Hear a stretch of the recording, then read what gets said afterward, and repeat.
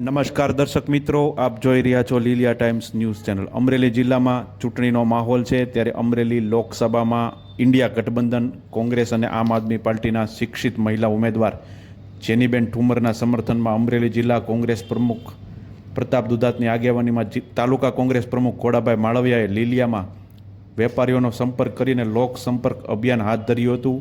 આ તકે વિશાળ સંખ્યામાં કોંગ્રેસના કાર્યકરો અને આગેવાનો લોક સંપર્કમાં જોડાયા હતા અને શિક્ષિત મહિલા ઉમેદવારને વિજેતા બનાવી અને લોકસભામાં અમરેલી જિલ્લાનો અવાજ ઉઠાવી શકે તે માટે જંગી બહુમતીથી વિજય બનાવવા અપીલ કરી હતી।